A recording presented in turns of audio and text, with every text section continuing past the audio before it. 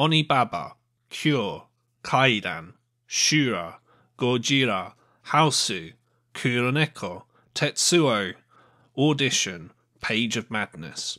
These are some of the greatest films in the history of Japanese horror. Even after that, you've got films like Pulse, Jigoku, Ringu, Dark Water, Ju-on, Suicide Club, One Missed Call, Uzumaki, and even something like Tokyo Gore Police. These films, some of them are pretty good, some of them are quite well known, some of them are not so good. They're all still better than Grotesque, or Grotesque, which is directed by Koji Shiraishi and came out in 2009. Who is Koji Shiraishi? He is one of the only directors still kind of working in horror in Japan at the moment. As we kind of talked about in the last show a little bit when we were talking about Audition, the J-horror boom was in the late 90s and sort of the first half of the 2000s. And since then, horror in Japan has been less and less popular kind of over time. And Shiraishi is one of the only directors who kind of still makes horror films to this day. In fact, most of his films are horror films. The most well-known film that he's made is a film called Noroi, The Curse, which is a found footage film, is also kind of a mockumentary, and it's really good. It's probably one of the best found footage films I would say ever made. It's really engrossing, it's got a really interesting story, it's got, you know, okay acting. Acting's probably not the film's strong point, but it has a lot of atmosphere, and there are parts of it that are genuinely quite chilling and quite scary. So, yeah, I would say of all the kind of found footage horror films out there, this is the one to watch. It's also the one to watch of Shiraishi's as well. He also made another similar film, which is also found footage kind of mockumentary style film called Occult, or Occulto, which came out in 2009, same year as Grotesque, incidentally, and it's also pretty good. It's, you know, again, got quite an interesting sort of story.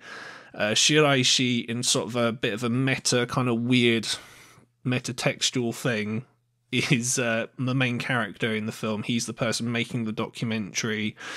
And yeah, no, again, I would say it's pretty good. I would say these sort of found footage films are the films that he makes the best. Unfortunately, I have seen a couple of his other films and they were less good, and they were not found footage. They were sort of more traditional horror.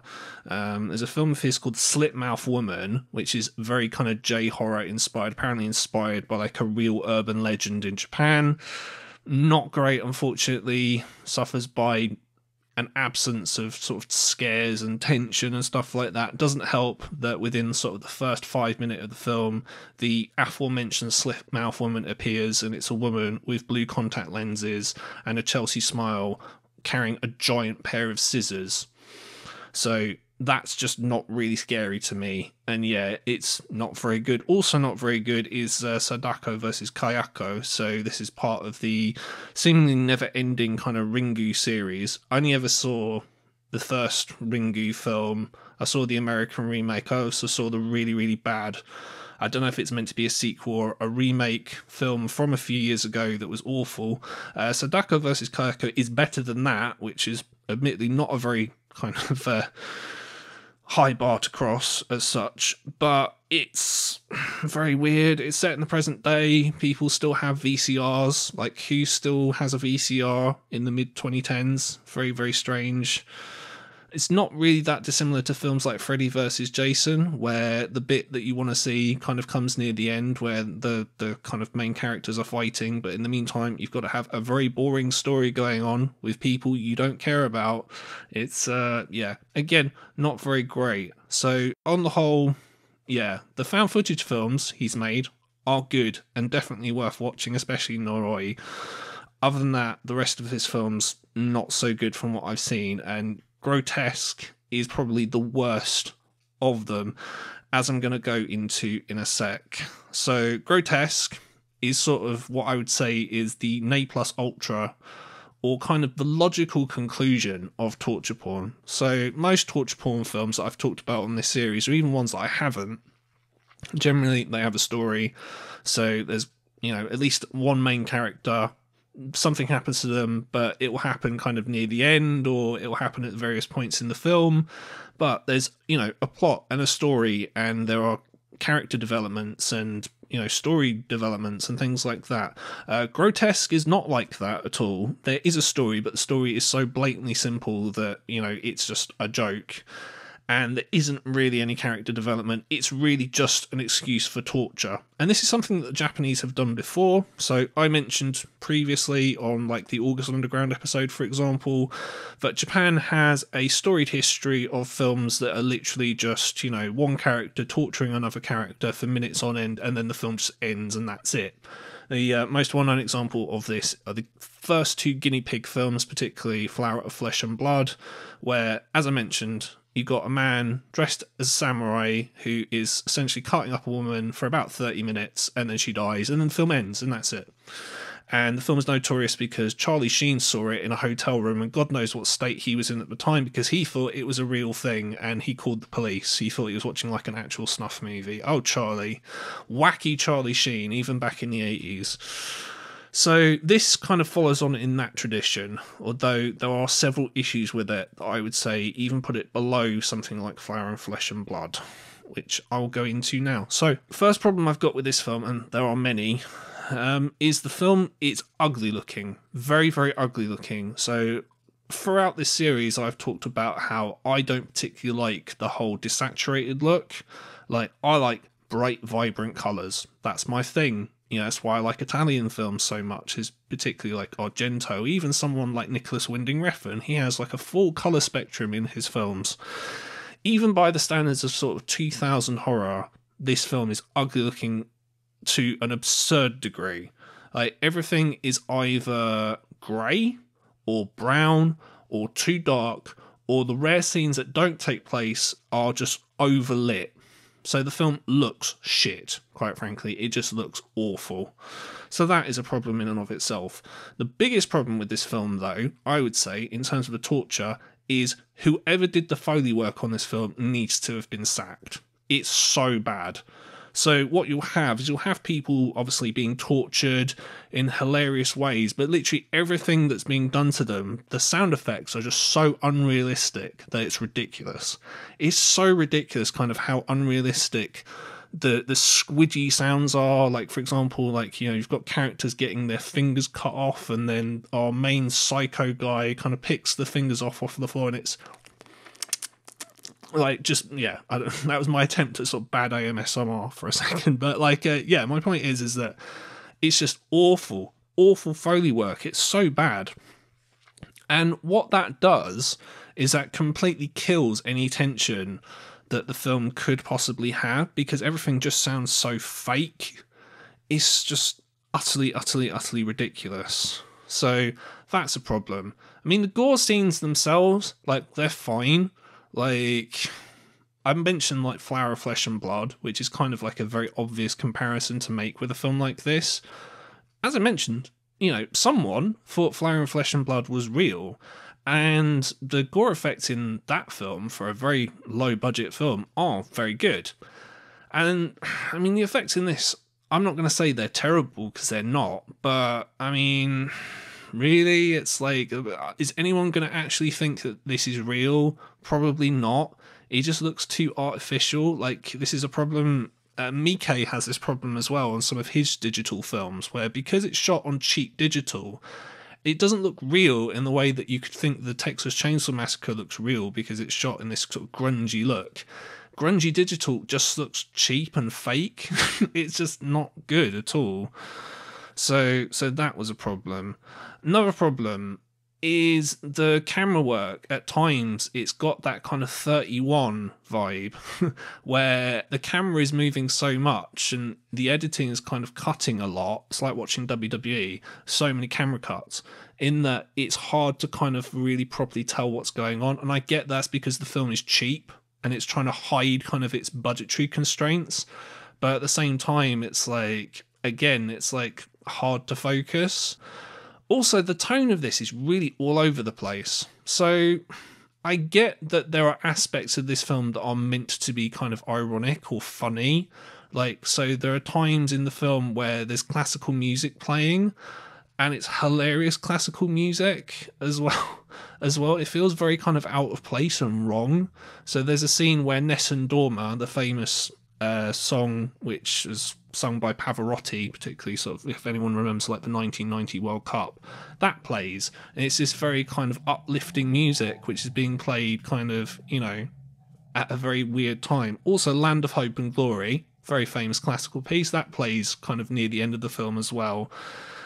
But even taking out sort of the musical aspects of it, what you have is like the first half of the film is very kind of like, yeah, it's very kind of grimy and it's very icky in places.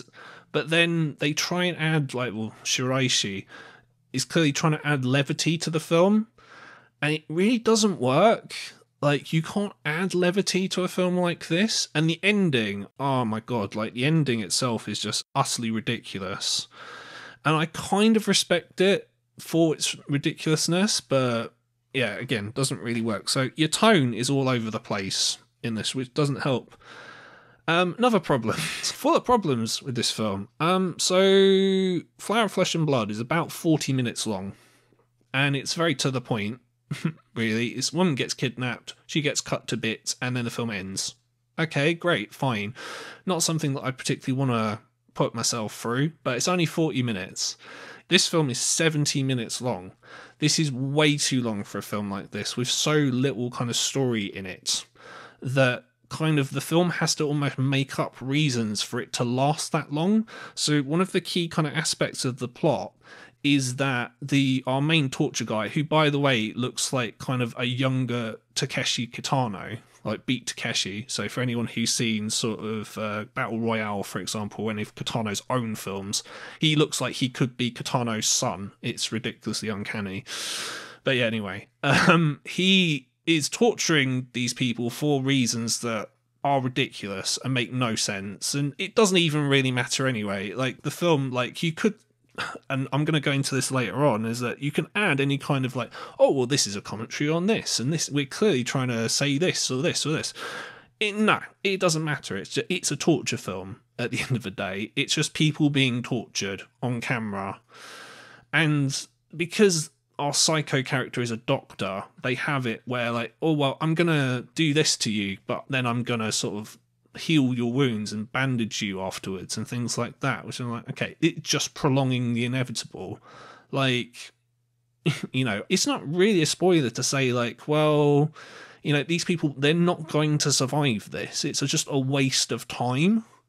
And it doesn't really put you through the ringer in an emotional way like something like Eden Lake does, where, spoiler for Eden Lake, the two main characters in that film die in that film too. But that is almost more heart-wrenching and more kind of like a gut punch, because we cared about those characters. I do not give a single fuck about the characters in this film, because we've been given no reason to care. Literally, they get kidnapped within the first 30 seconds of the film starting, and then we see them go on a date, and that's it. That's the only kind of backstory we're given for them. And they're really dumb as well. They are so dumb. So, again, I don't like kind of doing plot, but, I mean, for a film like this, I mean, who really cares? What is the point? So, they get kidnapped. There's the sexual stuff that goes on, which is not really a lot of fun to watch. It's actually the worst thing in the film. Is, yeah, also very unrealistic. So he masturbates both of these people, and then they orgasm, which I don't think is realistic. But whatever. I don't want to linger on that aspect of it too much. He cuts their fingers off with a chainsaw and makes a necklace out of them for them to wear. He cuts her nipples off with a pair of scissors. He cuts her arm off with a chainsaw. He gets nails hammered into his balls, and then he gets his penis cut off with her knife. He gets his right eye popped with a sharp instrument of some description that, I gotta be honest, I couldn't be bothered to check. And then after the midway point of the film, where kind of you think that he might let them go, again, dumb, he cuts the guy's intestines out of his body, ties them up to some kind of hook device, and says, well, this woman's tied up. If you somehow, you know, free yourself from this and let her go, I'll let her live. So he cuts his own intestines away. He goes to set her free. So she's tied up to this wooden contraption. There's rope around her wrist and her legs. But it actually turns out that the material around her wrists is actually rope with some kind of metal underneath it. So he dies. And then she cuts this scathing, what I can only describe as promo on this guy, saying that his mother is a prostitute and that he smells really bad and he doesn't know that he smells and his mother smells and you're both absolutely disgusting and all this kind of stuff. And then he cuts her head off with an axe, and then she, and this is the ending that I warned you guys about, her head bites his neck even though it's devoid of a body, and then you think he's dead, except he's not dead, and he then just carries on and he kidnaps another woman, and that's it. So yeah, all very, very kind of silly stuff. And yeah, it's just aspects of the film don't really make any sense, as I said. So there's a part in the middle of the film where he's cut this guy's dick off with a knife. And then I should point out that near the beginning of the film, the main character, so our psycho character, says that, you know, I want you to excite me. You know, I want you to, if I feel excitement from your will to live, I will let you go. And then at some point he kind of says to the guy, look, you know, if you, because there's some line that is very kind of tacked on in the flashback where this woman just asks this guy, like on their first date, you know, would you die for me? You know, if you were tortured relentlessly, like, would you die for me? And he's like, yeah, sure, why not, I guess. And then this psycho obviously puts him to the test on that, and yeah, cuts his genitals off or whatever. And then because he's some kind of sick sexual pervert and he can't obviously get aroused in a normal way, he just goes, yep, I'm fine now, I've cut your dick off and I'm gonna let you go. And at no point, while they're being kind of tended to in this weird kind of overly lit hospital room, do they go, well, you know what, this guy tortured us, but he did say he would let us go. So I think I believe him. I think we should trust this guy. Yeah, absolutely. At no point do they go, fuck this, and try and escape, which is what a normal person would do. No, they just believe him, and then he just tortures them and kills them both anyway. So great. So that's stupid. So the characters in this film, utterly moronic. Which I think is the point, but Jesus Christ, it's just so stupid. And the ending, which I mentioned, where this severed head somehow bites this guy's neck, but it's actually not real, or maybe it is real, I don't know. It's very, very stupid. First of all, it's not even an original ending anyway. There's an Italian film from 1980 by Lamberto Bava called Macabre, which ends with someone's severed head biting someone's neck. And it was stupid in that film as well. So, yeah, again, not original, but yeah, it's, I don't know. Some people have talked about how the ending, oh, you know, it's blackly comedic. No, it's stupid. Fucking stupid. So, yeah, that was dumb as well. And does it kind of redeem the rest of the film where it's torture and torture and torture and then it's got a silly ending? I mean, endings are things that Shiraishi, in all his films, none of his films have a kind of normal ending, shall we say. You know, a Cult, for example, has a very strange ending that sort of makes sense in the context of the film, but is very kind of weird and open-ended. Noroi has a very ambiguous ending, shall we say. It does and it doesn't answer certain questions. Not going to spoil that, because I said that film's good. Kind of want you to watch that one. And even his other two films that I watched, they don't have sort of standard endings. So he's just, yeah, I don't know. He's got a thing about endings. What can I say? Yeah. Right. So talking about this film is not really very interesting. You know what? If it's the kind of film where, you know, if you're in the mood to watch someone being tortured relentlessly for like an hour, then yeah, I guess go ahead and watch it. But really, I mean, it's just silly. Like, if you're going to make a film like this, it needs to have a plot, quite frankly. It's like, if a film doesn't have a plot, then what's the point of even watching it? Like, or even if it doesn't have a plot, don't make it like over an hour long. It's just, anyway. So there's an interview that I've got here with Shiraishi, It's with a 3am magazine, interestingly. And the interview asked him, "How did you feel when you heard Grotesque was banned in England?" "I was happy. Since there was a reaction, I was very happy, but of course it can't be shown and it can't be released. I'm a little disappointed, but actually that means the movie I made has the power to cause a controversy, so I'm happy in that way." And then the follow-up question is, "So the purpose of Grotesque was to cause a reaction?" And then Shiraishi says, "As the person who made it, I wanted to make something that was impressive." And then the producer said, "I want you to make something horribly violent, so violent that it almost can't be shown. As these were my orders, I embraced the challenge of making something stirring and emotional while portraying extreme violence." I would interject here, stirring and emotional, no. It is not stirring and it is not emotional. Don't know what you're talking about. I digress. Anyway, I wanted to portray people who withstood as much one-sided merciless violence as possible, who were unable to fight back, but who never entirely succumbed, not even in the end. I was also, as a director, interested in portraying the feelings of one who'd commit such crimes, so I didn't want to abandon that angle. I thought merging these two things would be interesting. I kept that in mind as I made the film. Of course, on the surface it's a violent movie since I like that kind of stuff, and since I'm making the film I can see beyond that. Some people will only see the violence and not the central parts of the story. It's a natural reaction, I accept that.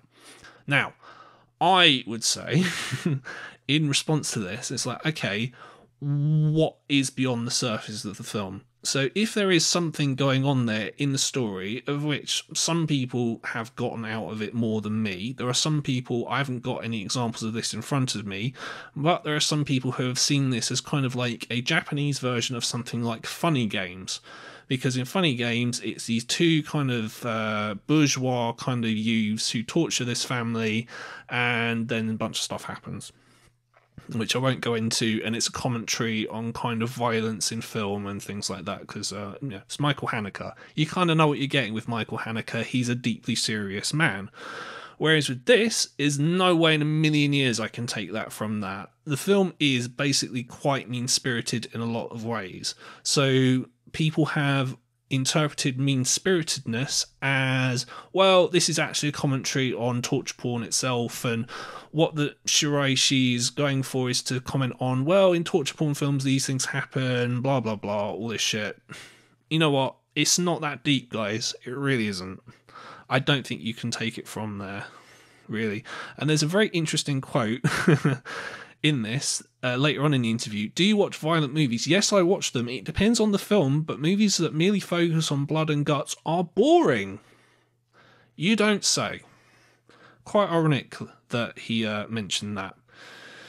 So at this point, because I don't really have a lot else to say on the film, because it's not really a type of film that you can talk about for any great detail, is I'm going to bring back something that I've not done for a few shows. This is Reviews from the Outer Rim. So this is the section of the show that I do sometimes where I talk about reviews of the film in different parts of the internet, mostly letterboxed, it has to be said, where, let's put it this way, there's some interesting takes on the film that I wanted to go through.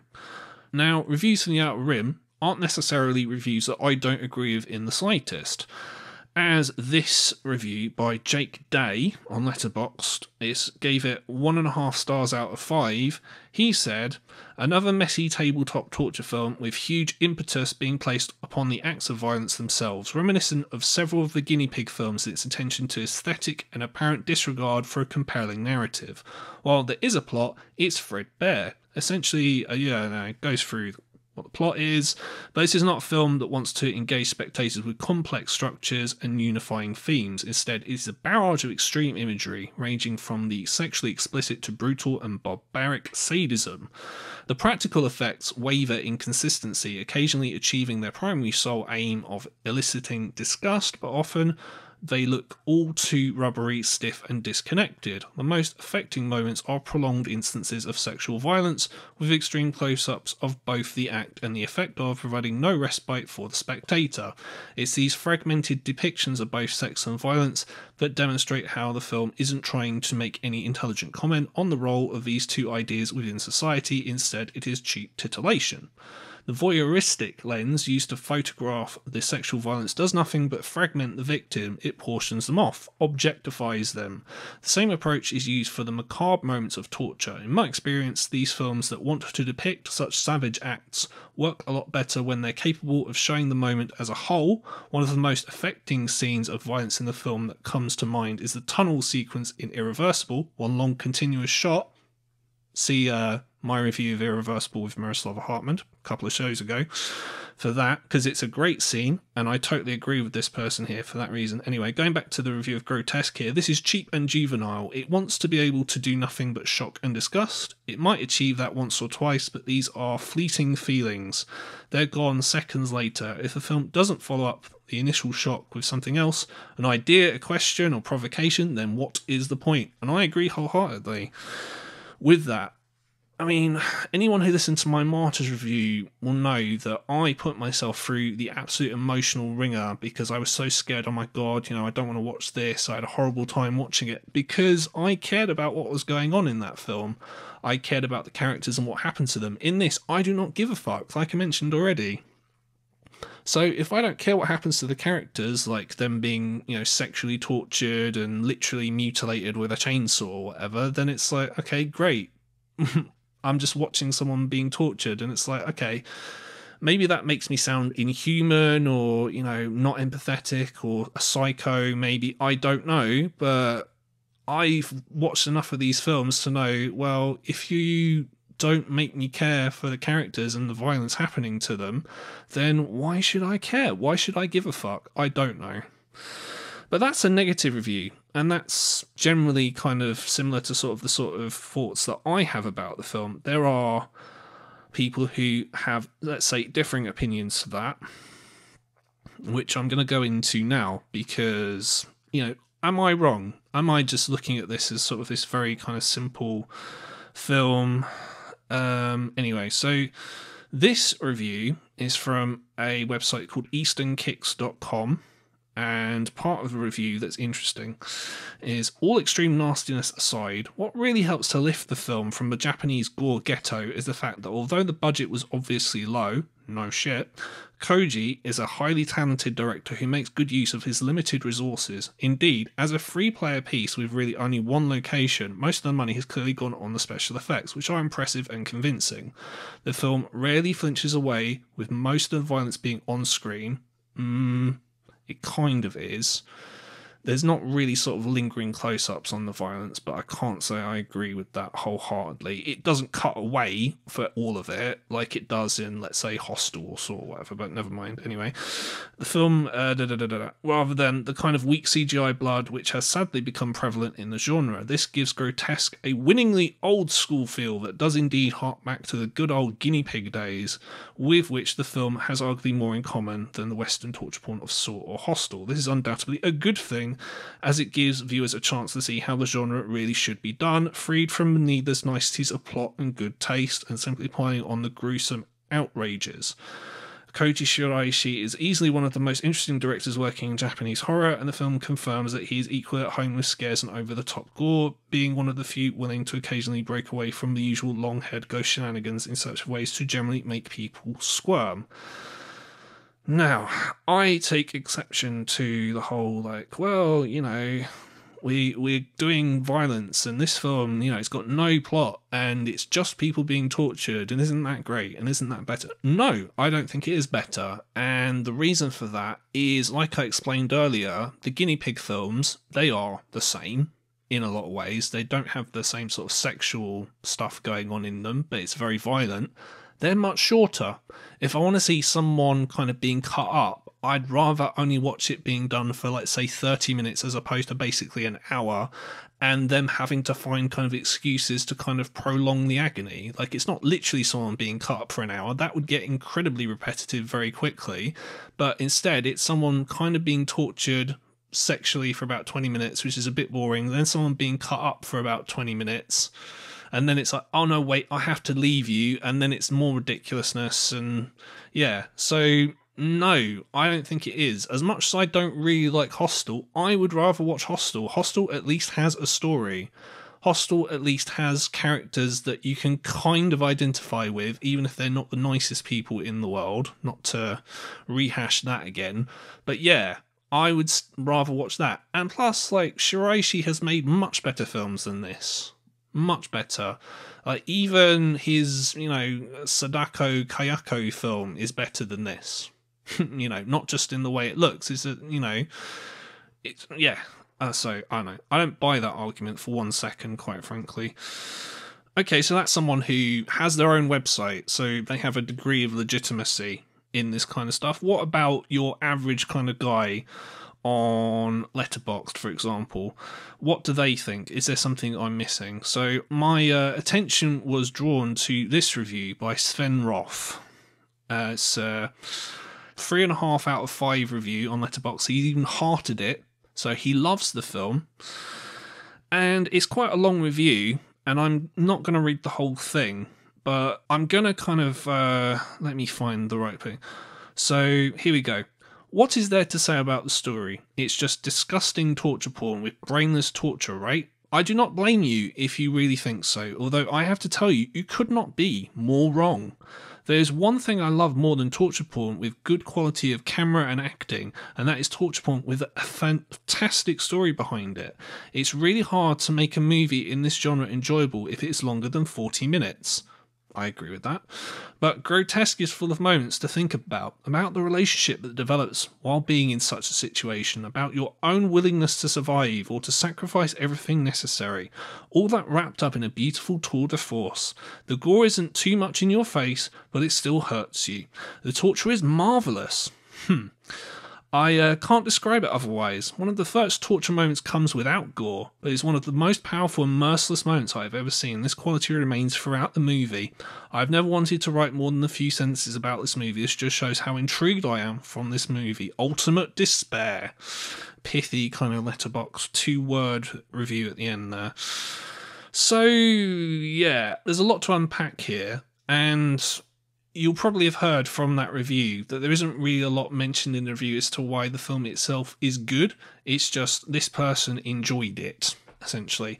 And look, don't get me wrong, if they enjoyed it, they are perfectly within their rights to enjoy it, and this isn't me kind of making fun of them for enjoying it. Look, everyone's entitled to like or dislike whatever they want, but at the end of the day, there's nothing really in the review to kind of convince me that I've made some kind of mistake in my judgment. It's not a film for me. If you want to watch it, hey, it's banned in the UK. If you want to see why it's banned in the UK, then by all means check it out. But it's not something that I would recommend. To be honest, if you want to watch a film like this, it's better just to watch Flower of Flesh and Blood. It does the same thing in a better way. It looks more convincing, and it's shorter too. So yeah. But how bad is it? So this is the part of the show where I ask how bad a date movie this film is. And oh boy, this is a pretty obvious choice for this one. So why you would want to watch Grotesque on a date, I don't know, unless you're some kind of weird kind of weebo and you want to show off kind of how edgy you are. So you're going to watch sort of a Japanese kind of torture porn film with your date. Because, yeah, I guess there are people out there in the world who would do something like that. In terms of how bad it is, it's either very bad or the worst. I can't really say it's... I don't know. It's hard. I'm going to say it's very bad. Now, it's not a good date movie, even in the slightest, and it's far beyond the realms of a bad date movie. It's a very bad date movie. Like, I mean, fuck, the whole film is just an excuse to kind of, show torture and stuff like that. But even then, I would say, as depressing as this is going to sound, you could actually do worse than that. To me, like I always say, I kind of save the worst for the absolute worst of the worst. And yeah, as horrible as this is, as bad as this is, you still could do worse than this, as fucked up as that's going to sound. You're all going to think I'm mental, but yeah, as I always say, you know what? I've seen a lot of shit, and there's even worse shit than this. Let's put it that way. So, Grotesque, not recommended. It's a very bad date movie. And that's pretty much all I have to say on the matter. So that's all for this episode of Worst Date Movies Ever. My name is Greg Knox. if you enjoyed me kind of talking all this shit about Grotesque, then give me a like, give me a share, give me a subscribe and all that good stuff. On the next show, I'm going to bring Miroslava Hartman back on the show to talk about a film that's, quite frankly, a lot better than Grotesque. It is Antichrist by Lars von Trier. This is where torture porn goes art house. This is kind of the closest thing we have from this period. It's also 2009, where stuff gets fucked up, but in a very classy, artistic way, as I'm sure you all agree. And I look very, very much to you listening to that show, and I hope you've enjoyed this one. And yeah, take care of yourself, and I'll see you on the next show. Thank you for listening. If you want to follow me on social media, you can at Worst 8 Movies Ever. And don't forget to click subscribe wherever you're listening to this right now, to never miss another episode of Worst 8 Movies Ever.